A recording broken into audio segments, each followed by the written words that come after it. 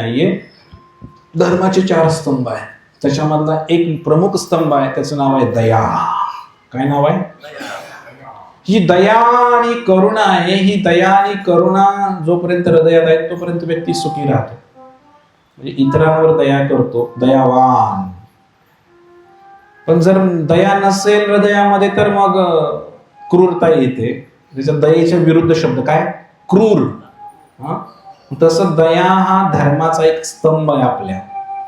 आणि जेव्हा मांसाहार केला जातो म्हणजे प्राण्याला मारलं जातं, तर दया नावाचा स्तंभ निघून पडतो, दयाच गायब होते हृदयातली.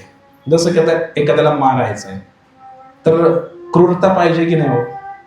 अतिशय दयावान व्यक्ती आहे, हा सगळ्यांवर प्रेम करणारा व्यक्ती आहे, तो कसं मारणार प्राण्याला? मला सांगावं, त्याला मारूच वाटणार नाही प्राण्याला. म्हणून दया हा धर्माचा स्तंभ आहे.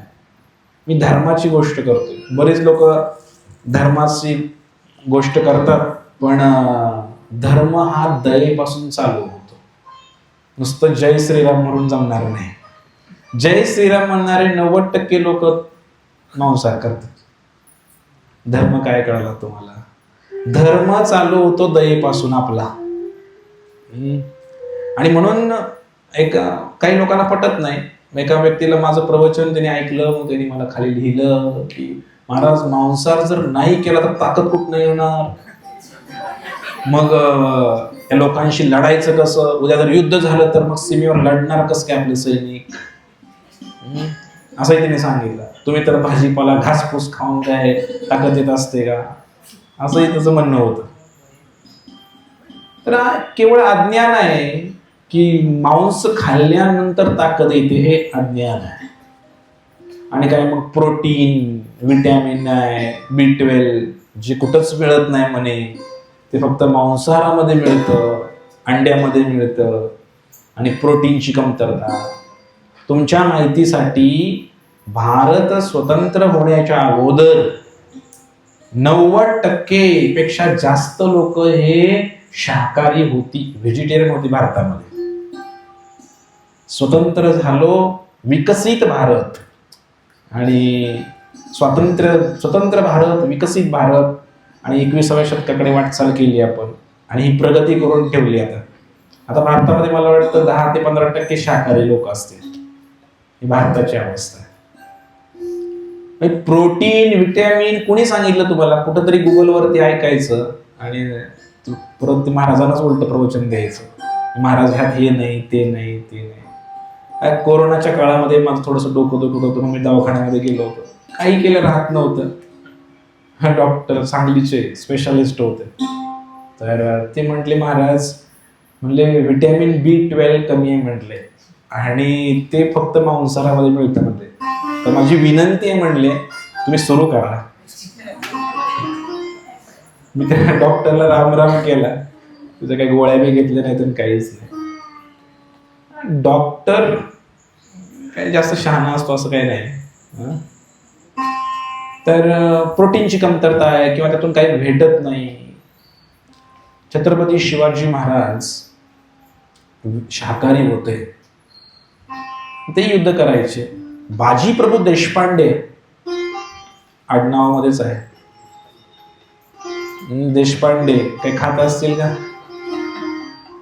बाजी प्रभू देशपांडेची तलवार 80 किलोची होती म्हणते.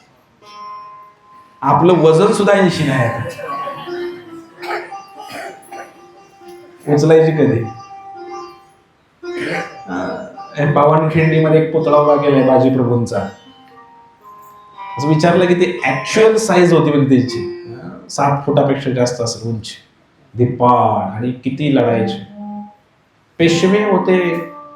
छत्रपती शिवाजी महाराजांनंतर पेशवेचा काळ आला, त्याच्यामध्ये बाजीराव पेशवे, पानिपतचं युद्ध गेलं. शाकाहारी लोक होते सगळे. मूर्खपणासारखं काहीतरी लोक सांगतात की लढायचं असेल तर हे करायला लागेल, मांस खायला लागेल, हे करायला लागेल, प्रोटीन मिळत नाही. तर असं काय नाही की येत नाही. जेवढे जेवढे मोठे मोठे राजे होऊन गेले त्या सर्व राजांनी शाकाहारीच होते. महाराणा प्रताप एवढे महान राजा होऊन गेले, शाकाहारी होते. काही कारणास्तव महाराणा प्रताप यांच्या जीवनामध्ये अशी एक वेळ येते की त्यांना त्या ठिकाणी जंगलामध्ये राहावं लागतं, लपून छपून राहावं लागतं मुलाबाळास. तर पूर्ण त्यांनी कित्येक दिवस जंगलामध्ये काढले, केवळ झाडाची पानं खाऊन, फळं सुद्धा नाही म्हणत मी, असं वर्णन काही ठिकाणी आहे. एवढे मोठे राजा होते, शिकारीची कला जाणत होते, काय प्रॉब्लेम काय होता? काही मारून मांस खाऊ शकले असते, नाही खाल्ले. अशी अनेक उदाहरणं शास्त्रामध्ये आहेत की ज्यांनी मांसाहार केला नाही प्रतिकूल परिस्थितीमध्ये सुद्धा. एक छत्रसाल नावाचा एक राजा होऊन गेला भारतामध्ये. त्यांची एक कथा येते त्या जीवनामध्ये. मुघलांच्या काळामध्ये, हे जे मुघल मुसलमान आले होते त्या काळामध्ये, 500-700 वर्षापूर्वीची गोष्ट आहे. तर त्यांच्या काळामध्ये सुद्धा त्या छत्रसाल राजाला त्या ठिकाणी अशी एक वेळ आली होती त्या मुघलांच्या इथं की संघर्ष चालू होता, युद्ध चालू झालं. त्या युद्धामध्ये मुघल हारले. इतक्या त्वेषाने हे छत्रसाल राजा आणि त्यांचे सैनिक लढले आणि ते पळून गेले. मुघल त्यांचे जे तंबू, अन्नधान्याचं कोठार हे सगळं सोडून पळून गेले. पण परिस्थिती अशी झाली होती की हे जे सैनिक होते छत्रसाल राजाचे, फार थकले होते, एक पाऊल पण पुढे टाकत नव्हतात. आणि छावणी तर जिंकलेली आहे, त्या मुसलमान लोकांची छावणीमध्ये सगळं काही आहे. आणि मग त्या सैनिकांनी विनंती केली राजाला, आपल्याकडे अन्नधान्याचा एकही कण शिल्लक नाही, म्हटले आपण या मुघलांचं आहे तर खाऊया, म्हणले आपण थोडस घेऊया. छत्रसाल राजाने विरोध केला. हिंदू राजा कसा होता बघा, ते म्हटले आपल्या धर्मामध्ये मांस खाणे निषेध आहे म्हटले, त्यामुळं आपण अन्न करून मेलो तरी चालेल म्हणले या रणांगणावर, पण त्या मुसलमानांचं ते मांसाहार आपण घेणार नाही. बघा किती महान राजे होऊन गेले. असे इतके राजे होऊन गेले की त्यांनी कधीच आयुष्यामध्ये मांस खाल्लेले नाही. असे अनेक राजे होऊन गेले इतिहासामध्ये बऱ्यापैकी. आता आजकालचे नेते मंडळी आहेत त्यांना आधीच ते लागतंय, हा विषय वेगळा. ते राजे तर होऊ शकत नाहीत. आणि माणसाच्या शरीराची रचना जी आहे ना, रचना पण तशा प्रकारची आहे मनुष्याच्या शरीराची की याला भाजीपाला, फळावळ हे चालतंय आणि त्याच्यामुळे शक्ती पण आपल्याला तेवढीच येते. मग कधी कधी लोक विचारतात की महाराज मग मांसाहार खाल्लं तर ताकद जास्त येते. प्रश्न मी विचारतो की हत्ती काय खातो? बोला, हत्ती काय खातो? गवत पाला खातो, ताकद कुठून येते हत्तीला? बैल काय खातो? गवत. रेड्या एवढी ताकद आहे का तुमची? बैला एवढी ताकद आहे का तुमची? ताकद कुठून तयार होते? गवतातनं ताकद तयार होते, सिद्ध होता येतो ना. हा तर विषय नाहीच आहे.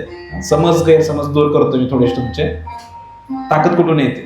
मनुष्याचं जे शरीर आहे ते शरीर बनलेलं आहे, त्याच्यामध्ये जी आतडी आहे, जठर आहे, त्या आतड्यामध्ये आणि जठरामध्ये सुद्धा अशी योजना आहे की ते मांस जे आहे ते मांस पचत नाही लवकर. भाजीपाला लगेच पचतो, धान्य लगेच पचतं, मांस पचत नाही आणि ते सडतं. मांस सडतं शरीरामध्ये, लवकर बाहेर पडत नाही आणि म्हणून ते पचन होत नाही. आणि शक्ती जरी निर्माण झाली मांसाहार खाल्ल्यानंतर, ऊर्जा निर्माण झाली तर काय होतं, तेवढी एनर्जी, ती ऊर्जा ते पचवायला लागते. जेवढी तयार होते ना तेवढी पचवायला लागते. न्यूट्रल, फायदा काहीच होत नाही. मांसाहार केल्यानं मनुष्याच्या शरीराला काही फायदा होत नाही. आयुर्वेदाचा थोडा अभ्यास केला पाहिजे, याच्यामध्ये वर्णन आहे आयुर्वेदामध्ये की काय काय. आता सगळं डिटेलमध्ये नाही सांगणार मी तुम्हाला काय होतं ते. मग कधी कधी लोक म्हणतात की महाराज इकडे बघा, 2 दात आहेत मला, सुळे दात आहेत. सुळे आहेत का तुम्हाला? इकडे काय, इकडे काय. मग देवाने कशाला दिले 2 दात? दात इचकायला? कशाला दिले 2 दात? कशाला दिले? हे 2 दाताचे 2 कारण मी तुम्हाला सांगतो. जर भगवंताने हे 2 दात दिले नसते तर वरचे 16 आणि खालचे 16 एकावर एक टक झालं असतं सगळं, समजतंय का? थोडं स्लिप बसण्यासाठी थोडस 2 दातांची अरेंजमेंट आहे. आणि तसं आयुर्वेदामध्ये वर्णन आहे किंवा काही ठिकाणी वर्णन आहे शास्त्रामध्ये. हे जे 2 दात आहेत, हे 2 दात इमर्जन्सीला आहेत. इमर्जन्सीला म्हणजे 2 वेळा इमर्जन्सी येते. एक तर असा प्रदेश असेल जिथे तुमच्यावर अशी वेळ येईल की त्या ठिकाणी तुम्ही मांसच खायची वेळ येईल, तुम्हाला फळं भाज्या काही भेटणार नाही. अशी जर वेळ तुमच्यावर आली तर इमर्जन्सीला तुम्ही मांस खाण्यासाठी 2 दात दिलेले आहेत असं समजू शकता. असं शास्त्रात वर्णन आहे. आणि दुसरं आहे की मग तुम्ही जे 2 दात दिलेले आहेत, ज्याची इच्छा आहे, ज्याची अति तीव्र इच्छा खाण्याची, आता सगळेच मुलं शाळेमध्ये गेल्यानंतर काय मास्तरनं सांगितलेलं ऐकत नाही. काही आगाऊ मुलं पण असतात शाळेमध्ये. किती जरी मास्तराने नियम सांगितले तर तो नियम हा मोडणारच. काही लोकांचं असं म्हणणं आहे, कॉलेजची मुलं म्हणतात नियम हे मोडण्यासाठीच असतात म्हणे. काय नियम हे मोडण्यासाठीच असतात. तर मग काही मुलांची, काही जीवाची, आत्म्याची इच्छा आहे की आम्हाला मांसाहार करायचाच आहे कसल्याही परिस्थितीमध्ये. म्हणून भगवंताने अशा लोकांना 2 दात दिलेले आहेत. आलं लक्षात? फाडण्यासाठी, खाण्यासाठी. त्या 2 दातांची 10 किलो जर आपण भाजीपाला खाल्ला तर ते असं म्हणलं की 1 किलो नॉनव्हेज, 1 किलो नॉनव्हेज म्हणजे मांसाहार, मांस खाल्ल्याप्रमाणे आहे. तर 1 किलो मांस घेण्यापेक्षा 10 किलो भाजीपाला येऊ शकतो, त्याच्यामध्ये येऊ शकतो की नाही? आजकाल रेट काय मला माहित नाही, जर तुम्ही पाहिलं तर 1 किलो मध्ये भरपूर भाजीपाला पूर्ण आठवडाभर पण जाऊ शकतो. इथं एक कालवण होत नाही 1 किलो मध्ये एका वेळेचं, बरोबर आहे की नाही? पैशाच्या दृष्टिकोनातून बघितलं तरी सुद्धा तोटाच आहे. शरीराच्या दृष्टिकोनातून बघितलं तरी तोटाच आहे. शरीरावरती काही चांगला परिणाम होत नाही. आणि त्याचं जे ब्लॉकेज वगैरे आजकाल प्रमाण वाढले भरपूर. काय धामण्यामध्ये काय त्याचंही प्रमाण आहे. एकतर मांसाहार तर आहेच आहे, तिखट तेलकट हे सुद्धा आहे. खाण्यामध्ये काही सटरपटर बाहेरचं खातो ना आपण सगळं, कोलेस्टेरॉल वाढते वगैरे वगैरे. तर मांसाहाराचा निषेध. मग काही लोक म्हटले नाही नाही नाही म्हणजे महाराज अंडी खाल्ले चालते, अंडी खाल्ले तर चालतात का? काही प्रश्न बरेच जण विचारतात. अंडी आजकाल तर नवीन ट्रेंड निघालाय. जिम लावतात पोरं, जिम मध्ये गेल्यानंतर मग बॉडी बनवायसाठी मग कच्ची अंडी पितात. असंही काही प्रकार चालू आहे. अंडी कशी चालतात? म्हणजे अंड्यामध्ये कुठं काय म्हणे जीवाची हत्या थोडीच आहे. तुम्ही तर म्हणला की दया नष्ट होते, मग अंडी खाल्ली तर काय पाप नाही लागायला पाहिजे? एखादा प्राणी तर मारत नाही ना आम्ही. पण अंडी जी आहे हे पण मांसाहारामध्येच येतं. 2 प्रकारची अंडी आहे. पहिलं जे अंड आहे जे याच्यामध्ये देशी कोंबडीचं, तर त्याच्यामध्ये काय असतो, ते अंड जर उबवलं थोडे दिवस, त्याला जर उष्णता मिळाली तर त्या अंड्यापासून एक नवीन जन्म तयार होतो की नाही? मग हे काय एक प्रकारची गर्भहत्या म्हणून सांगितलंय. मनुष्याच्या स्त्रीच्या पोटात मध्ये जेव्हा बालक असतं तर ते हत्या करणं, गर्भपात करणं हे शास्त्रानुसारी पाप आहे, महापाप आहे. तसं त्या अंड्यामध्ये सुद्धा एक जीव आहे आणि त्या जीवाची हत्या होते. म्हणून अंडी खाणं सुद्धा मांसाहारच आहे. एक जण अतिशय हुशार होता, तो म्हटलं महाराज, म्हणलं मग पोल्ट्रीची अंडी खाऊ द्या, देशी राहू द्या, पोल्ट्रीची अंडी. ते पोल्ट्रीची अंडी खाल्ली का तुम्ही कधी? अरे पोल्ट्रीच्या अंड्यामध्ये काय आहे हे पण माहित पाहिजे. ठीक आहे, ते पोल्ट्रीचं अंड ते इलेक्ट्रिकवर बनतंय किंवा ते पोल्ट्रीच्या अंड्यामध्ये जो बल्क आहे आतमध्ये ते काय आहे, तर जे मासिक पाळीच्या वेळेला जो स्त्राव होतो, रक्तस्त्राव होतो, तर तेच आहे त्या अंड्यामध्ये कोंबडीचं. आणि त्याची आपण चटणी करून खायची. म्हणजे ते देशी वेगळं झालं, काही जणांनी पोल्ट्रीची खायची म्हटले, आणि पोल्ट्रीमध्ये ही समस्या आहे. आणि अशी अंडी, अंडी कुठल्याही अर्थाने शाकाहारी नाही आहेत, पहिली गोष्ट. आणि अंडी खाल्ले नुसतं शाकाहारी नाही ते असं नाही, तर ते खाल्ल्यानंतर पाप सुद्धा लागते मांसाहार खाल्ल्याच आणि एका जीवाची हत्या केल्याच. त्यामुळे अंडी सुद्धा वर्जच आहे मांसाहाराबरोबर. आणि म्हणून काय, संडे हो या मंडे रोज खाओ. आमच्या भक्ती, संडे हो या मंडे कभी मत खाओ अंडे, नहीं तो फिर पडेंगे यमराज के दंडे. जेव्हा अंत समय येईल ना, त्यावेळेला मग मी यमराज बोलतोय, यमराज येईल ना दांडक घेऊन, किती अंडी खाल्ले बोल, किती कोंबड्या फाडल्या बोल, मग तुला कुठं न्यायचं? कुंभी पाक नरकामध्ये न्यायचं. 28 प्रकारचे नरक आहेत. ऍक्शन रिॲक्शन जगाचा नियम आहे.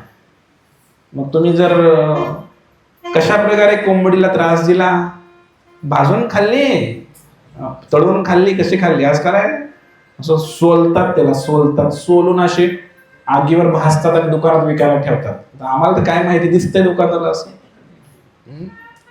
तुमची पण कातडी सोलली जाईल, तुम्हाला सुद्धा असं आगीवर धरलं जाईल आणि जाळलं जाईल. पण ही कोंबडी तर मेली आपल्या इथली भाजल्यानंतर, पण जेव्हा तुम्हाला नरकामध्ये नेलं जाईल तेव्हा तुम्ही मरणार जरूर नाही. त्रास तर भरपूर होणार, पण मरतच नाही. या नरकाचं वैशिष्ट्य आहे. असं एक शरीर दिलं जातं. मग उकळत्या तेलात मध्ये कढई आहे मोठी, त्यामध्ये तुम्हाला फ्राय केलं जाईल. मच्छी फ्राय, बैंगन फ्राय वगैरे ठीक आहे, आलू फ्राय ठीक आहे. पण मच्छी फ्राय वाले जर कोणी असतील तर मग तिकडे असं तळलं जाईल तुम्हाला त्या कढईमध्ये, तेलामध्ये. आणि म्हणून श्रीमद भागवताचा 5वा स्कंद आहे, त्याच्यामध्ये 28 प्रकारच्या नरकांचं वर्णन आहे. त्याच्यामध्ये वर्णन डिटेल मध्ये आहे. तुम्ही दारू पित असाल तर कोणतं पाप काय केलं जाईल? दारू पिणं, गरम लोखंडाचा रस ओतला जातो नरड्यामध्ये, मरत नाही, पण हे वैशिष्ट्य आहे. त्रास भयानक होतो. तर अशा प्रकारच्या काही शिक्षा आहे नरकामध्ये. म्हणून मांसाहार नाही, आणि मासे पण नाही, अंडी नाही, कुठल्या प्राण्याची हत्या नाही.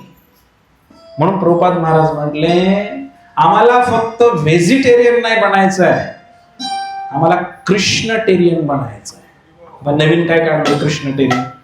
नॉन व्हेज, व्हेज हे ठीक आहे.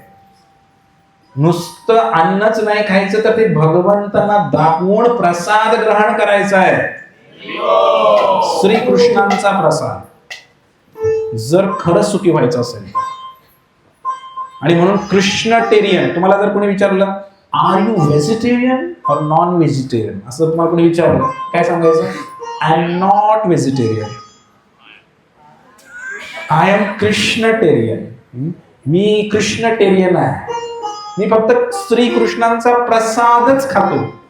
आपल्याकडे आहे ना, कधी मंदिरात भक्त आले ना, थोडं प्रसाद घेऊन जा, नाही द्या की हातात म्हणते. नाही, आमच्याकडे प्रसाद म्हणजे ताटात असतो.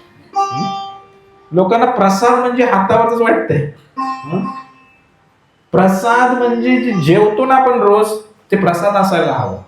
नुसतं अन्न खाऊन सुद्धा पाप लागतंय. मांसाहाराच्या गोष्टी लांबच्या आहेत. आणि म्हणून भगवंताचा प्रसादच ग्रहण करावा. आणि मग शास्त्र बोलतंय की मांस खाणाऱ्या व्यक्तीची कधीही सद्गती होत नाही, मुक्ती होत नाही.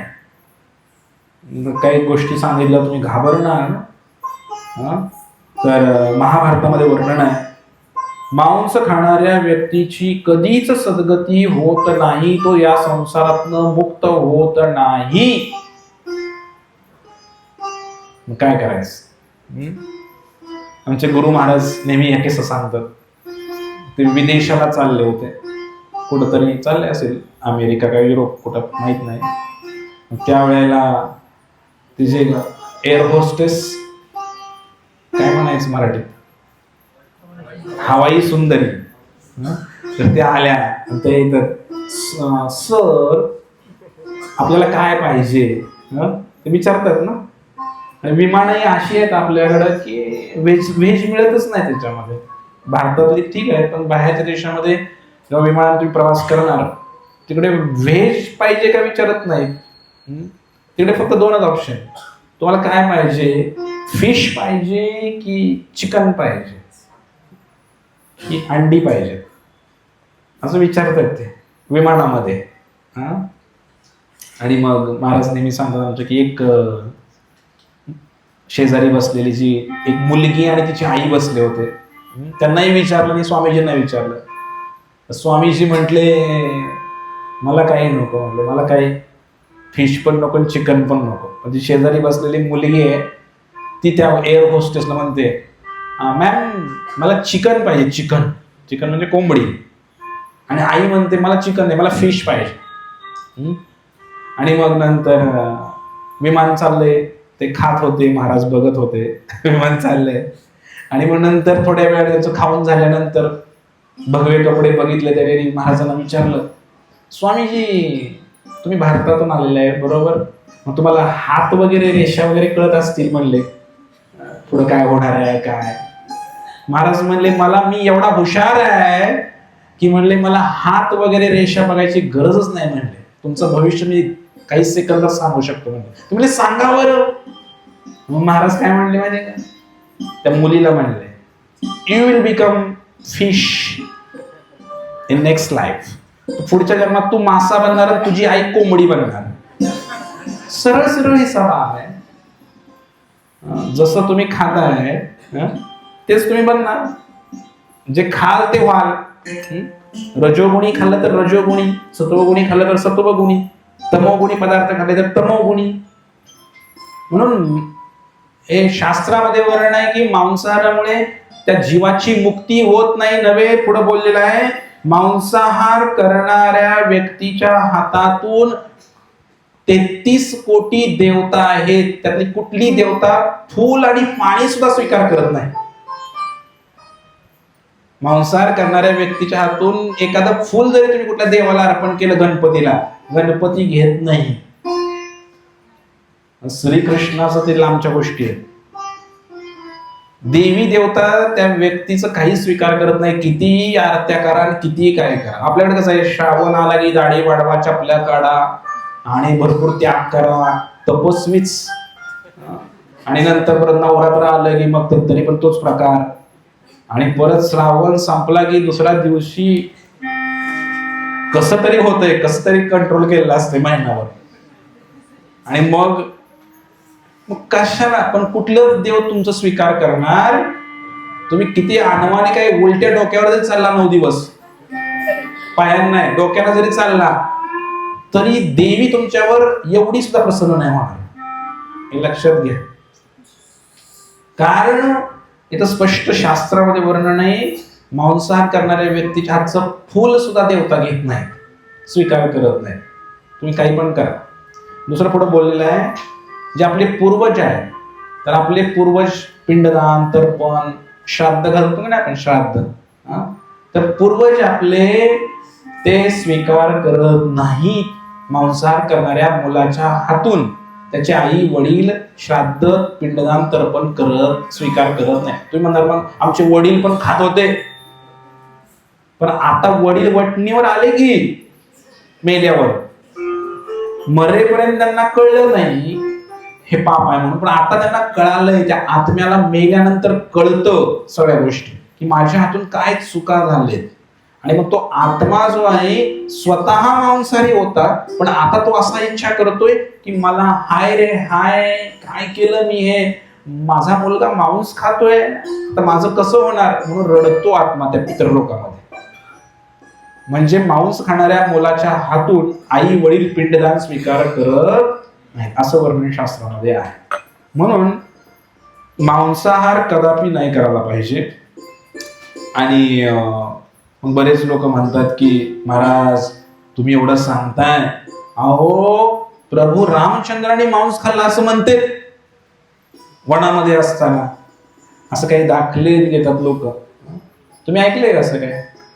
नाही ना, चांगले नशिबान आहे तुम्ही. म्हणजे मोबाईल वापरते तरी बघितलं असेल, मोबाईलवर काय तर फिरत असते सारखं. इस्कॉन विदेशी संस्था आहे, प्रभू रामचंद्रांनी मांस खाल्ले, काय काय फिरत असतं. लोक खरंच आहे ना, असंच आहे का, लगेच मग शंका येते लगेच. कारण आपण काय खरे हिंदू नाही, अर्ध्या हळकुंडाने पिवळे झालेले लोक आहे आपण सगळे, बरोबर आहे की नाही? आपण खरे नाही हिंदू. आपल्याला खरे हिंदू म्हणजे ज्ञान पाहिजे ना, लगेच भांडायला तयार व्हायला पाहिजे. आपल्याला माहित नसतं. प्रभू रामचंद्रांनी मांस खाल्ल्याचं पण वर्णन कुठे आलंय का शास्त्रामध्ये, त्याचे काही पुरावे बरेच लोक विचारतात. तर मांस हा शब्द संस्कृत शब्द आहे, याची 2-3 अर्थ आहेत. तर जेव्हा एखाद्या प्राण्याला आपण मारतो, त्याच्या नरड्यावर सुरा ठेवतो, तर त्यावेळेला असं म्हणायचं असते, मांस मला आता मी तुला आता खातो, तर पुढच्या जन्मामध्ये तू मला खा. समजा आता आपण काय, आपला वाढदिवस आहे, धाब्यावर गेला पार्टी करायला, एखादी कोंबडी सांगितली पूर्ण, 4-5 जण तुम्ही बसलेला आहे एका कोंबडीला घेऊन, आणि मग तुम्ही सगळं फस्त केली 4-5 जणांनी, हॅपी बर्थडे टू यू. ती कोंबडी विचार करते, पुढच्या जन्मामध्ये मी टेबलावर असेल, खुर्चीवर असेल, तू टेबलावर असशील, तेव्हा माझा बर्थडे असेल तेव्हा मी सुद्धा तुला फाडून खाईन. मांस या शब्दाचा अर्थ काय, मी तुला आता खातो, पुढच्या जन्मामध्ये तू मला खा, असा त्या मांस शब्दाचा अर्थ आहे, एक अर्थ. आणि दुसरा अर्थ आहे मांस शब्दाचा, आंबा आहे, पिकलेला आंबा आहे, त्या आंब्याची साल काढल्यानंतर त्या कोयरीच्या वरती काय असतं होते, काय म्हणतात, गाभा, गर इंग्रजीमध्ये त्याला पल्प असं म्हणतात, पल्प, गर. तर त्या अजून एक शब्द आहे गुद्दा. तर हे जे आहे त्या फळाच्या वरचा जो गर आहे ना, त्याला मांस असं म्हटलंय रामायणामध्ये. रामायणामध्ये मांस शब्द बऱ्याच वेळेला आलेला आहे. तर लोकांना वाटतं की मग प्रभू रामचंद्रांनी मांस खाल्लंय, तुम्ही आम्हाला सांगताय मांस खाऊ नका म्हणून, असं लोकांचं काही निवेदन आहे, अशी काही माहिती आलेली आहे पुढं. तर काही श्लोक आहेत. प्रभू रामचंद्र यांनी जेव्हा अयोध्या नगरी सोडली, त्या अयोध्या नगरी सोडल्यानंतर दशरथ महाराजांनी कौशल्य मातेला ते रडायला लागतात, आणि त्यावेळेला प्रभू रामचंद्र म्हणतात की मी 14 वर्ष वनवासामध्ये जाणार आहे, 14 वर्षामध्ये मी निर्जन वनात राहणार, वल्कल वस्त्र धारण करणार, आणि मी केवळ कंदमुळ आणि फळ खाऊन माझं जीवन व्यापन करणार 14 वर्ष. असं वचन दशरथ महाराजांना प्रभू रामचंद्राने दिलेलं आहे. तुम्हाला तर माहिती आहे, प्रभू रामचंद्र म्हणजे एक वचनी आहेत, एकदा दिलेलं वचन मोडत नाही. म्हणजे जे अयोध्या कांड आहे, सर्ग नंबर 2 श्लोक संख्या 29 मध्ये वर्णन आहे की वचन दिलंय भगवंतांनी दशरथ महाराजांना की मी 14 वर्षामध्ये मांसाहार, फक्त कंदमुळ आणि फळं खाणार. मग असे प्रभू रामचंद्र मांसाहार का बरं करतील, असं वाटतंय का तुम्हाला? प्रभू रामचंद्र मांसाहार करतील. दुसऱ्या एका ठिकाणी एक श्लोक आलाय, त्याच्यामध्ये वर्णन आहे अयोध्या कांडामध्ये, आणि अजून एका ठिकाणी वर्णन आहे, न मांस राघवो भुंक्ते न चापि मधुसेवते वन्यम सुवितम नित्यम भक्तम अश्नाति पंचमम. सुंदरकांड. ठीक आहे, प्रभू रामचंद्रांचं जाऊ द्या, हनुमान खोटं बोलतील का? स्वतः माणूस खोटं बोलू शकतो, हनुमान खोटं बोलतील का? सुंदरकांड जेव्हा प्रभू रामचंद्रांची आणि हनुमंताची भेट होते, त्यावेळेचं वर्णन आहे. हनुमान महाराज काय म्हणतायत? हनुमान महाराज हा श्लोक म्हणतायत, न मांस राघवो, प्रभू रामचंद्रांनी कधीही मांस खाल्लं नाही, कधीही कुठलं मादक द्रव्य पिले नाही, आणि बाकी काही सेवन केलेलं नाही, असं हनुमंत स्वतः म्हणतायत. आणि मांस या शब्दाचा अर्थ मी मागे सांगितला, फळाचा गर.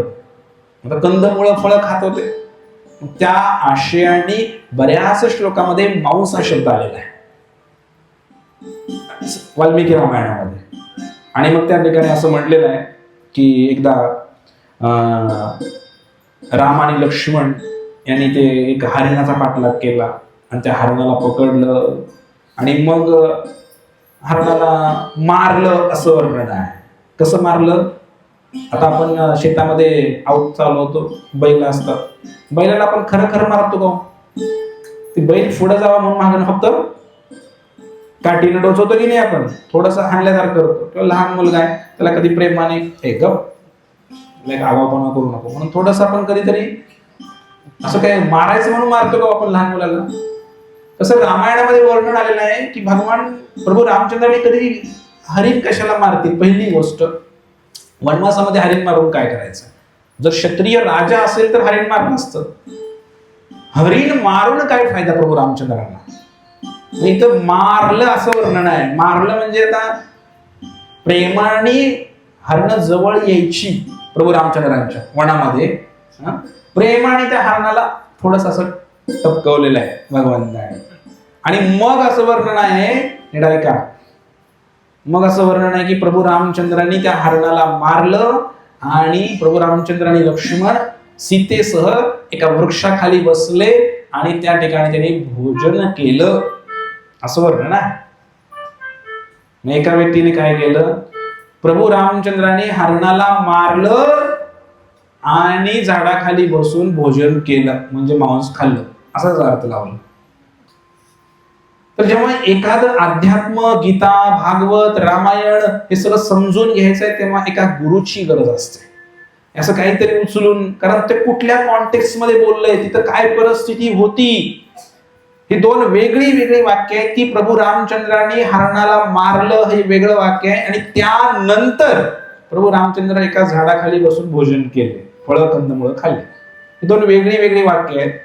त्याने ते जोडलं आणि म्हटलं की हरणाला मारलं आणि मारून हरिण खाल्लं असं वाक्य असं जोडलं गेलं. येते का लक्षात तुमच्या? हरे कृष्णा हरे कृष्णा कृष्णा कृष्णा हरे हरे, हरे राम राम राम हरे हरे. प्रभू रामचंद्रांनी हरणाला मारण्याचा विषय येत नाही आणि मारलं तरी हरकत पण नाही. भगवंतानी जर हरणाला मारलं जंगलामध्ये, त्या हरणाला मोक्ष प्राप्त होईल, त्या जीवाचं कल्याण होईल.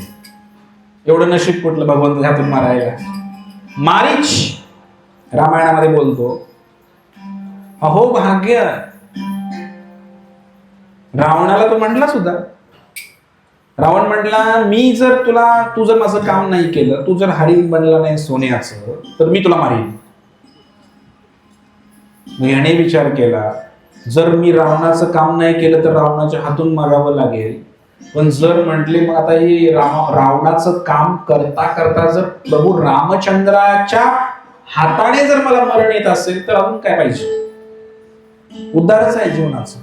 म्हणून प्रभू रामचंद्राच्या हातून मारायलाही नशीब लागतं. जरी मारलं एखादा हरी भगवंतानी मनामध्ये तरी काही हरकत नाही, कारण त्याला मोक्षच प्राप्त झालेला आहे. आणि हे नियम पण आहे. जे राजे लोक होते पूर्वी, क्षत्रिय, यांना मान्यता होती हरणाची. ते एकतर मारत नव्हते बरं का, आणि मारलं तर त्याची कारणं वेगळी असायची. एकतर त्या प्राण्यांची शिकार करायला शिकायचं असतं. मांस खाणे हा उद्देश नाही. कुठलेही राज्य लोक पूर्वी मांस खात नव्हते, पहिली गोष्ट. कमीत कमी छत्रपती शिवाजी महाराजांपर्यंत, त्याच्या अगोदर तर कोणी मांस खाल्लेलं ऐकलं नाही. मग एखाद्या प्राण्याला जंगलात जाऊन मारायची कारण काय काय? एकतर त्या शिकार करायला शिकायचं प्राण्यांची. आणि एखादं हरिण मारलं तर कोणतं हरिण मारतात माहितीये का तुम्हाला? त्याच्यामध्ये नियम आहे की त्या हरणाला मारायचं आहे तर तुम्हाला काय करावं लागेल? एखादं हरिण म्हातारं व्हायला लागलं, किंवा म्हातारं नाही म्हणू शकत, कस्तुरी असते हरणाच्या नाभीमध्ये, कस्तुरी असते. त्या कस्तुरीचा इतका सुगंध येतो की शेकडो किलोमीटर सुगंध जातो कस्तुरीचा. आणि तो सुगंधाच्या दिशेने मग शिकारी येतो तिकडं. मग एखादा राजा जेव्हा त्या हरणावर बाण चालवतो, तर बाण चालवल्यानंतर त्या हरणाला तो मरतो. का मारतो? तर असं म्हटलेलं आहे, ही जी कस्तुरी आहे, कस्तुरीचं प्रमाण वाढलं, इतका सुगंध येतो, इतका सुगंध येतो की ती हरिण येडं होतं, नाचायला लागतं त्या सुगंधाच्या नादामध्ये. इतका सुगंध त्या कस्तुरीचा येतो. आणि मग इतकं येडं होतं ते की त्याला जेवायचं खायचं भान राहत नाही त्या हरणाला, इतका त्या कस्तुरीचा सुगंध डेंजर आहे. आणि मग तो इतका वेडा होतो की मस्त वेड्यासारखं फिरत राहतं, पाणी पण पित नाही ते हरिण, आणि एक दिवशी जाऊन ते मरतं कुठंतरी एका, आणि आपल्या कळपात पण राहत नाही, कुठंतरी एका खोपाड्यामध्ये जातं, कातड्यामध्ये अडकतं आणि मरून जातं, सडून जातं. असं त्या हरणाचं वर्णन आहे. मग हा जेव्हा राजे लोक शिकार करतात, फायदा काय काय होतो मी तुम्हाला सांगतो. हरिण मारल्याचा फायदा काय काय? एक तर त्या हरणाला जेव्हा मारतात, तर क्षत्रियाने जर हरिण मारलं तर त्या हरणाला सद्गती प्राप्त होते. कोणी मारून जमत नाही. राजे लोकांना अधिकार दिलेला आहे, त्यांच्या हातून जर मरण आलं तर त्याचं कल्याण होतं, पहिली गोष्ट. दुसरी गोष्ट, त्या हरणाचं जे मांस आहे, त्या हरणाचं मांस सडून गेलं असतं तिकडं, तर त्या हरणाचं मांस इकडं जे कुत्रे आहेत, बाकीचे जे मांस खाणारे प्राणी आहेत, त्या प्राण्यांना ते मांस दिलं जातं, त्या हरणाचं मांस दिलं जातं. आणि तिसरी गोष्ट, त्या हरणाची जी कातडी आहे, त्या हरणाची कातडी साधू संतांना भजन करण्यासाठी दिली जाते. हरणाच्या कातडीवर बसून जर भजन केलं तर जंगलामध्ये पूर्वी काय सोय नसायची, तर मग साप विंचू यांच्यापासून कसं रक्षण होणार? हरणाची कातडी टाकून जर तुम्ही बसला किंवा वाघाची कातडी टाकून बसला, साप विंचू काही जवळ येत नाही. कसलं प्रोटेक्शन जबरदस्त आहे बघा, काही करायची गरज नाही. तर अशा प्रकारे, आणि ज्या हरणाच्या कातडीवर एखादा महाराज संत बसून जर नामस्मरण करत असेल, तर त्याचं कातडं त्या साधनेमध्ये उपयोगी आल्याबद्दल त्या साधूच्या प्रभावाने त्या हरणाचा उद्धार होतो. किती मोठं शास्त्र आहे. म्हणजे हरणाचं मांसही प्राण्यांच्या मुखात गेलं, आणि हरणाची कातडीही संतांच्या मार्गाला आली. आणि तिसरी गोष्ट, हरणाच्या बेंबीमध्ये असणारी कस्तुरी ही आयुर्वेदामध्ये औषध म्हणून वापरली जाते. आणि भगवंताची पूजा करत असताना, यज्ञ करत असताना कस्तुरीचं अनन्यसाधारण महत्व आहे. जर मग ते हरिण जर असंच राहिलं असतं तर ते येडं होऊन मरून गेलं असतं. ना त्याची कातडी मिळाली असती, ना मांस मिळालं असतं, ना कस्तुरी मिळाली असती, आणि त्या हरणाचा उद्धार पण झाला नसता. येतंय का लक्ष? एक उदाहरण मी फोडून का सांगतोय, लोकांना शंका आहे. बरेच लोक प्रश्न विचारतात, काय हो ते काय, मग पूर्वीच्या काळामध्ये मग ते महाराज लोक शिकार करायचे, हरणाला मारायचे, वाघाला मारायचे, ते चालतंय, आणि आता आम्ही कोंबडी मारली तर लगेच तुम्ही आम्हाला हे करताय वे? असंच लोक विचारत असत, म्हणून सांगितलं. तुम्ही एखाद्या प्राण्याला मारता तेव्हा त्या प्राण्याचं काय कल्याण होतं ते मला सांगा आधी. त्याला मोक्ष प्राप्त होतो का? तेवढी ताकद तुमच्यात आहे? कोंबडीला मोक्ष प्राप्त होईल का? नाही होत. आणि मग तुम्हाला काय, तुमच्यामध्ये एवढी ताकद आहे का त्याला काय पुढचा जन्म त्याला चांगला भेटेल असं काय होऊ शकतं का तुमच्याकडे? काहीच होणार नाही. म्हणून मांसाहार हा पूर्णपणे वर्ज केलेला आहे शास्त्रामध्ये. मांस खाल्ल्याने कधीही कल्याण होत नाही, या जन्मात पण होत नाही, पुढच्या जन्मात पण होत नाही. मांस खाणारा व्यक्ती लिहून देतो, कधीच सुखी होऊ शकत नाही, या जन्मात तरी सुखी होऊ शकत नाही. घेऊन या, जो म्हणतोय की मी सुखी, त्याला घेऊन या इकडे माझ्याकडे. 2 मिनिटात दूध का दूध पाणी का पाणी करून दाखवतो. मांस खाणारा व्यक्ती या जन्मामध्ये खऱ्या सुखाची चव त्याला भेटणारच नाही. म्हणून मांसाहार हा वर्ज सांगितलेला आहे. आणि दुसऱ्याला त्रास देऊन स्वतःच घर, मांसाहार करणारे लोक काय म्हणतात माहितीये का? दुसऱ्याला त्रास नाही दिला पाहिजे, शेजारच्याला त्रास नाही दिला पाहिजे, माणुसकीच्या गोष्टी करतात. आणि दुसऱ्याला त्रास दिल्यानंतर कधी ना कधी आपल्याला फेडावं लागतं म्हणते. मग हे तिकडं का लावत नाही? मांस खाताना मग तिथं नाही का फेडावं लागत, तो नाही का त्रास?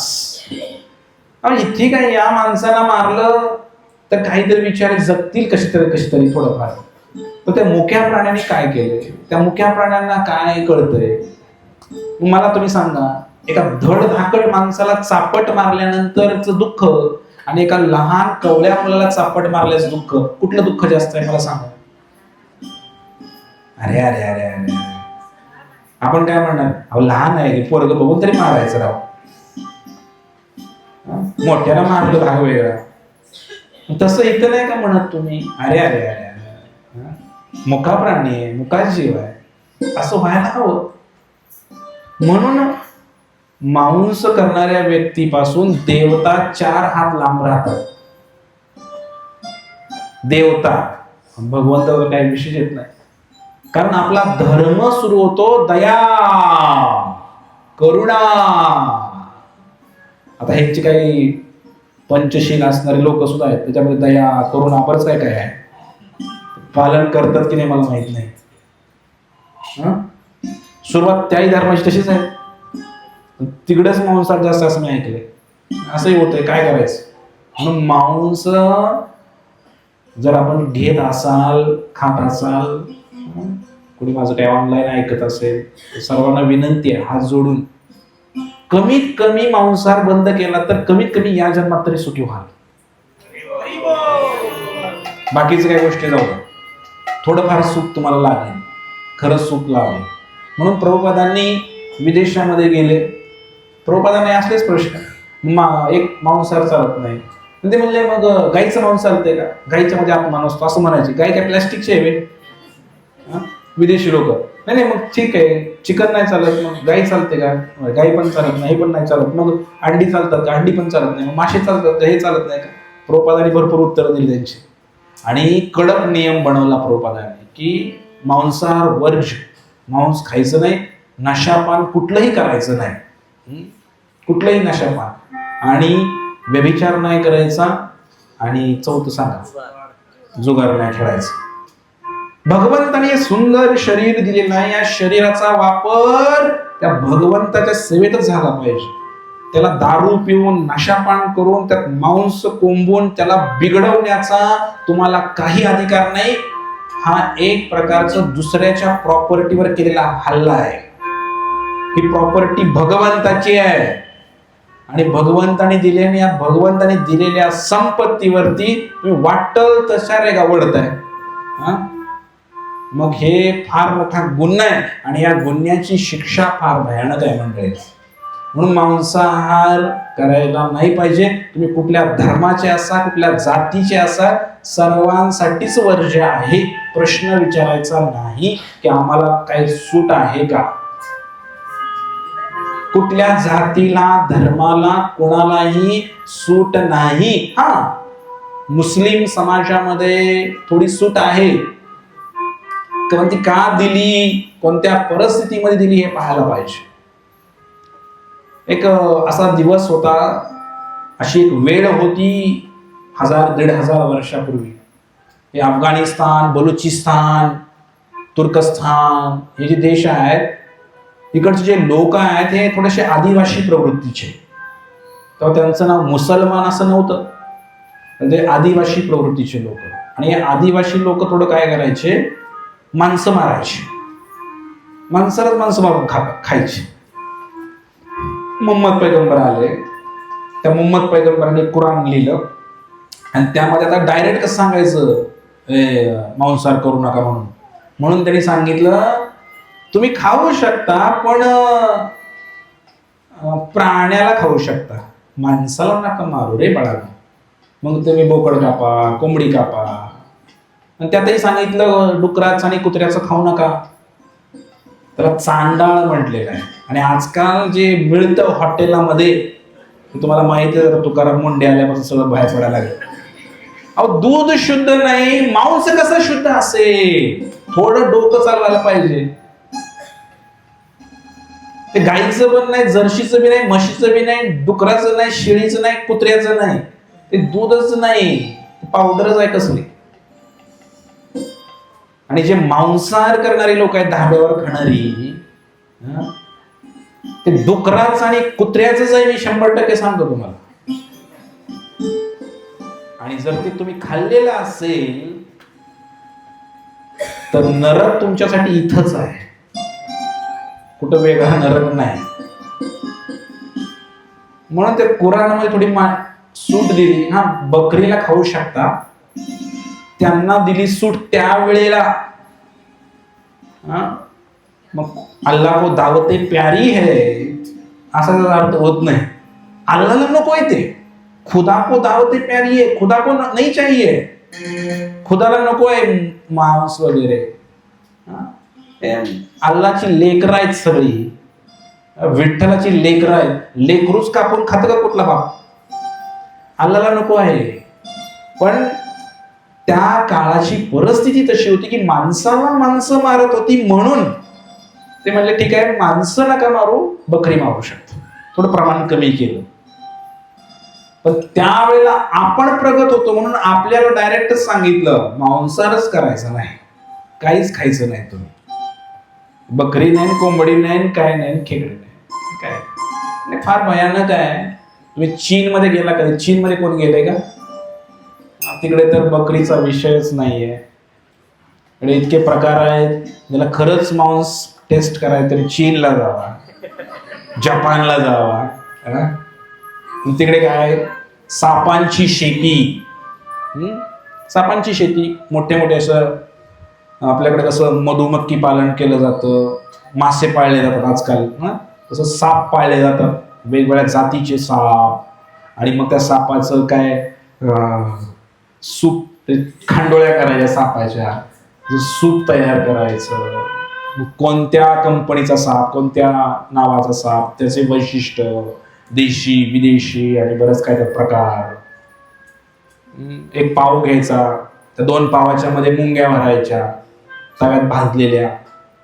तो पाव सँडविच सारखा करून खायचा, अँट ब्रेड, मुंग्या घालून खायच्या. त्याच्यातील प्रकार, तांबड्या मुंग्याचा वेगळा, काळ्या मुंग्याचा वेगळा. तसं युट्यूबला प्रत्यक्ष पाहू शकता, मी काय खोटं नाही सांगत तुम्हाला. तुम्ही प्रत्यक्ष पहा काय काय खातात ते लोक. बेडकं घेतात, बेडूक, त्या बेडकाला असंच घेऊन कच्चच खातात, किंवा असं मग जाळावर धरून थोडस फ्राय, फ्रॉक फ्राय ते करून खातात ते बेडकाला. आणि मग परत आळ्या, गांडूळ, असे काही भरपूर प्रकार आहेत. आपल्याकडे शेवाळ्या, असं शेवाळ्या तसं आहे तिकडे. आळ्या, किड यांची पैदास शेती केली जाते, शेती, आणि ते विकलं जातं. असं काय काय काय नवीन नवीन नवीन गोष्टी ते खातात.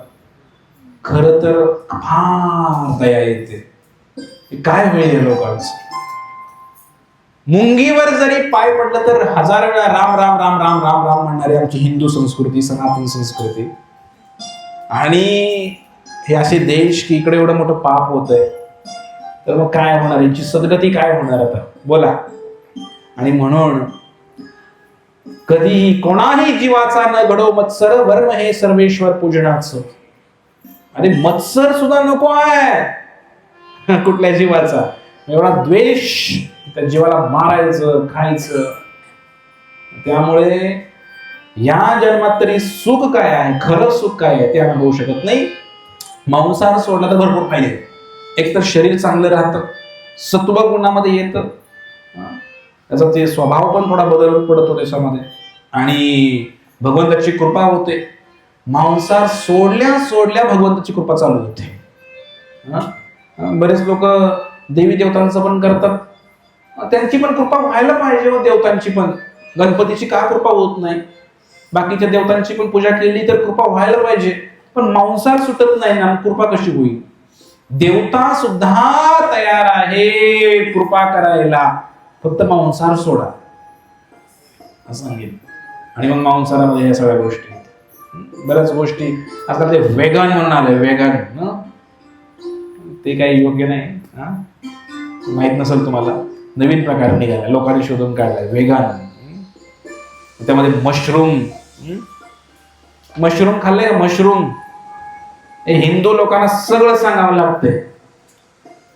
कुत्र्याचं झाड पावसाळ्यात आता उगवल उकिरड्यावर. अहो काय 1000 रुपये किलो रेट आहे त्याचा, 2000 रुपये किलो रेट आहे. आणि आमचे गळ्यात माळा घालणारे माळकरी सुद्धा आता आवडीने धाब्यावर जाऊन मशरूम खातेत, त्याची भाजी खातेत. त्याची शेती व्हायला लागली ना मशरूमची आता. मशरूम म्हणजे काय, संस्कृत मध्ये मी त्याला शास्त्रामध्ये कुठं उल्लेख आहे काय असा बघितला तर संस्कृत मध्ये त्याचं नाव आहे कुक्कर मुत्ता. कळलं असेल तुम्हाला. ग्रंथामध्ये नाव आहे त्या मशरूमचं काय, कुक्कर. कुकर म्हणजे कुत्रा. कुत्रा मूत्र विसर्जन केल्यानंतर जे येतं त्याचं नाव कुकर मुत्ता. त्याला इंग्रजीमध्ये मशरूम म्हणतात आणि ते आपण खातो. कुत्र्याचं खाऊन आपण काय होणार आहे, कुत्र्यासारखीच बुद्धी चालणार, वसवस करणार नुसतं.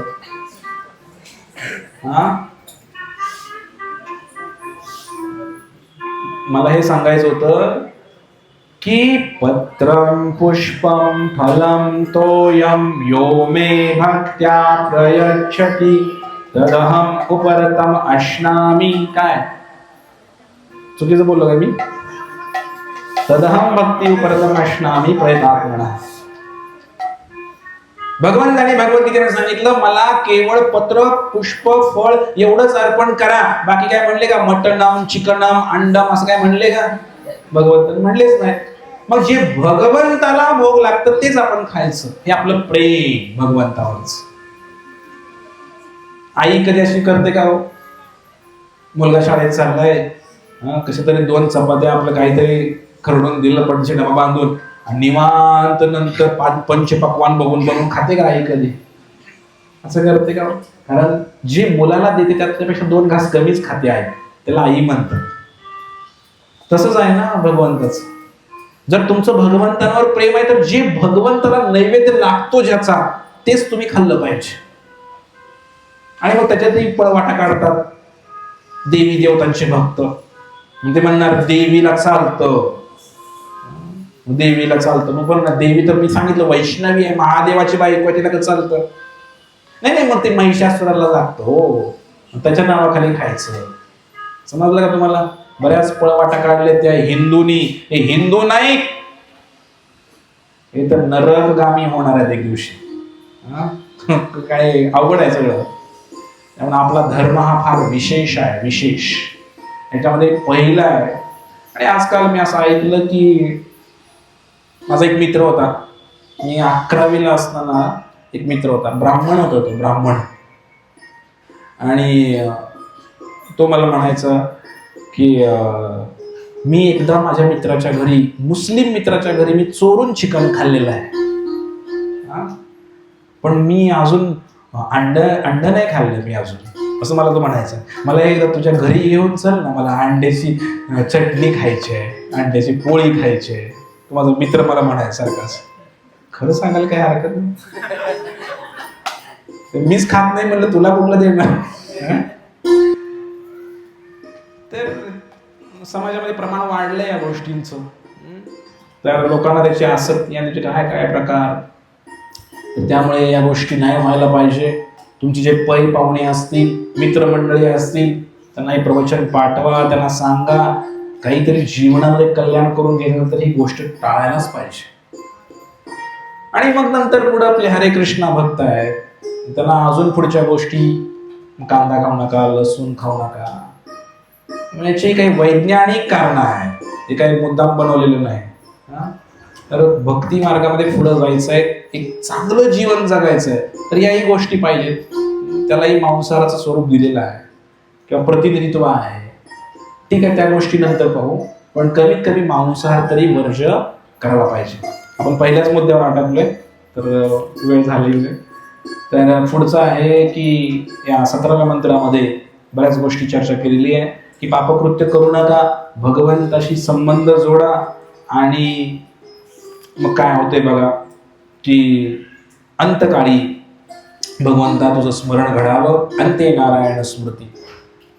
जर अंतकाळी जर आयुष्यावर काय काय केले तर सगळी गोळाबेरीज होईल आणि मग ठरेल काय होणार. अंतकाळी जर भगवंता स्मरण नाही झालं तर मग ते सगळं दिसणार, ते फाडलेलं तोडलेलं काही काही खाल्लं ते सगळं स्मरण होणार, ते सगळे डोळ्याच्या पुढनं जाणार तुमच्या. त्यामुळे मग सांगितलं इथे की मुकुंदमाला स्तोत्रमध्ये राजा कुलशेखर प्रार्थना करतात भगवंतांना, हे भगवंता अंतकाळी काय कोणता श्लोक आहे पाठ करायला सांगितलं होतं. कृष्ण त्वदीय पदपंकज पंजरांतम अद्यैव मे विशतु मानस राजहंसः प्राण प्रयाण समये कभवात पित्तेः कंठावरोधन विधो स्मरणं कुतस्ते. हा सुंदर प्रार्थना आहे, पाठ करायला पाहिजे आणि रोज मंदिरात आल्यानंतर आणि भगवंतापुढे रोज ही प्रार्थना म्हणायला पाहिजे. ज्याला जमत नाही त्यांनी मनात मराठीमध्ये प्रार्थना करू शकतं. काय प्रार्थना आहे? कृष्ण त्वदीय पाद पंकज पंजरांतम. हे भगवान श्री कृष्ण, हे गोविंद, कृपया माझ्या मनाचा हा राजहंस हा तुमच्या चरण कमलाच्या कडेनच फिरू द्या. संसारामध्ये इकडं तिकडं तिकडं तिकडं माझं मन भरकटलेलं आहे. कृपया माझ्या मन देवा माझे मन लागो तुझे चरणी, तुमच्या चरणाशी माझं मन लागू द्या, अशी प्रार्थना. येते का लक्षात तुमच्या? पुढे काय? आणि जेव्हा माझा मृत्यू येईल, अंतकाळ येईल, जेव्हा मी म्हातारा होईल किंवा कसा मरेल मला माहित नाही, मरताना काय होईल? प्राण प्रयाण समये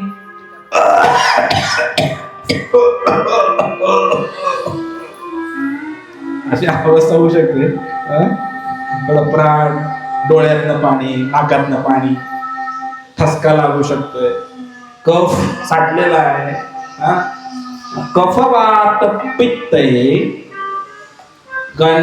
कंठावरोधन विधो स्मरणं कुतस्ते. कंठ माझा कफाने दाटलेला आहे आणि त्यावेळेला भगवंत कसं नाव घ्यायचं तुझं मृत्यूच्या वेळेला? स्मरण तर होईल का? थोडं कुठं काय झालं गेलं लगेच आम्ही ओरडायला सुरू करतोय. त्याच्यावेळेला कसं स्मरण होईल मला? कृपया माझ्यावर कृपा करा भगवंता.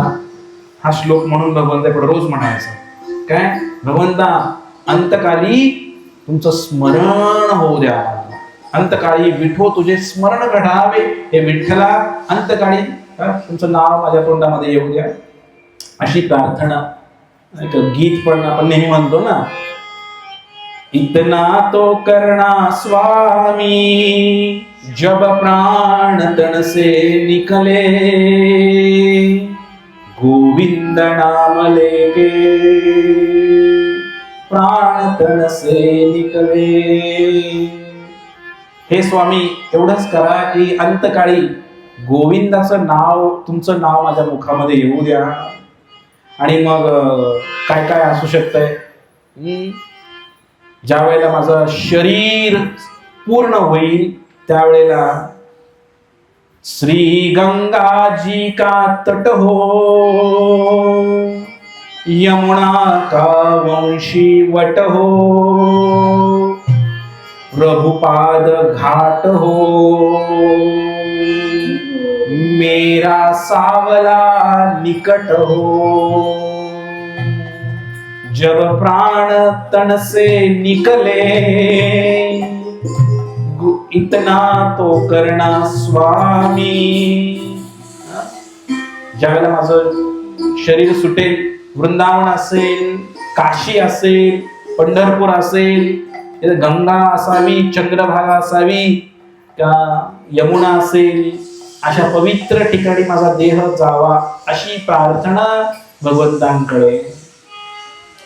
मेरा सावला निकट हो, ते सावळ श्याम सुंदर रूप किंवा विठ्ठलाचं रूप माझ्या पुढे असावं, दर्शन व्हावं अंतकाळी तुमचं मला, अंतकाळी तरी दर्शन मला द्या, अशी प्रार्थना आता करायची जिवंत असताना. आणि मग पुढे म्हटलंय भगवंताच्या सौंदर्याचं वर्णन. पीतांबरी कसी हो, छवि मन में यही बसी हो, ओठों पे कुछ हंसी हो, जब प्राण तन से निकले. पीतांबर, पीतांबर कोणी घातलेलं आहे? कासे पीतांबर, विठ्ठलाचं वर्णन आहे. मकर कुंडले तळपती श्रवणी, आयुष्यभर जर भरपूर गायलो आम्ही, पण अंतकाळी भगवंता ते स्वरूप दाखवा.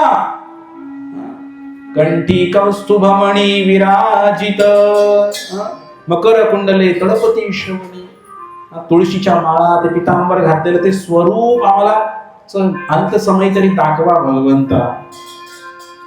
आणि मग अजूनही काही प्रार्थना आहेत, त्या प्रार्थना काय आपण आता इथं नाही करत बसणार. साऱ्या प्रार्थना. वृंदावन हो, मेरे मुख में तुलसी दल हो, गंगा जी का जल हो. मरताना अशी काहीतरी योजना करा भगवंता की मुखामध्ये तुळशीचं पान असेल आणि कोणीतरी गंगेच्या पाण्याचा थेंब आणून सोडेल माझ्या मुखामध्ये, तर मी तर काही करू शकणार नाही, पण अशी योजना करा, तुम्ही योजना करा भगवंता, आणि मग माझं काहीतरी कल्याण होऊ शकतोय. आणि तुम्ही पण या, लेकिन अकेले मत आना, राधा जी को साथ लेके आना. तुमच्यावर जास्त विश्वास नाही माझा. अनेक लोकांना फसवलंय तुम्ही, त्या गवळणीला फसवलंय वृंदावनच्या, म्हणून माझ्या राधाला बरोबर घेऊन या. बिचारी, तिच्या कृपेने माझा उद्धार होऊ शकतो. तर असंही काही प्रार्थना आहे. इतना तो करना स्वामी, जब प्राण तन से निकले, गोविंद नाम लेके. एवढं करा भगवंता, माझ्या अंत समयी मुखामध्ये नाम येऊ द्या, अशी प्रार्थना भगवंताकडे करायची. करणार की नाही आपण? सारखं देवाकडे जायचं, देवा पोरीचं लगेच जवण आहे, पोराचं जवण आहे, हे सुनच त्रास देते तिला, का वाटलं काय बघा, काय हे झालंय ते झालंय, सारखं त्या देवापुढे हेच नाही मागायचं, शेवटचं काहीतरी बघायचं पुढचं. देवा अंतिम अंतिम लक्ष काहीतरी. हे सगळं होणार आहे. कोणाचं लग्न थांबत नाही, कोणाचं काही थांबत नाही या जगामध्ये. आपलं आपण बघायचं, पुढचं काय करायचं, शेवटचं काय सोय करायची हे आपण ठरवायचं. बाकीचे देवाकडे काही मागायचं नाही भगवंताकडे. ह्याची जाणं दे का देवा, तुझं विसर ना, संपलं, पुढचं काय मागायचं नाही. समजतंय का? तर ईशोपनिषदचा शेवट होतोय, पुढच्या वेळेला होईल. आता आज तर काही संपलं नाही, तर हे ग्रंथ संपेल आपला. पण तत्पूर्वी हा ग्रंथ कुठे प्रवाहित होतोय लक्षात येते का तुमच्या? जे सुरुवातीपासून ऐकताय, सुरुवात कशी झाली? ओम पूर्णमदः पूर्णमिदं पूर्णात् पूर्णमुदच्यते पूर्णस्य पूर्णमादाय पूर्णमेवावशिष्यते. तो पूर्ण मी आहे भगवंत म्हणले. मग मी कसा पूर्ण आहे ते सगळं त्या ग्रंथात सांगितलं. आणि आता हळूहळू हळूहळू मग अंतिम ध्येयाकडे, त्या पूर्णाकडे आपल्याला जायचं आहे आणि आपल्याला पूर्ण व्हायचं आहे. तर हे सगळं चर्चा ईशोपनिषदमध्ये वेळ भरपूर झालेला आहे, थांबायला पाहिजे या ठिकाणी. हरे कृष्णा कृष्णा कृष्णा हरे हरे.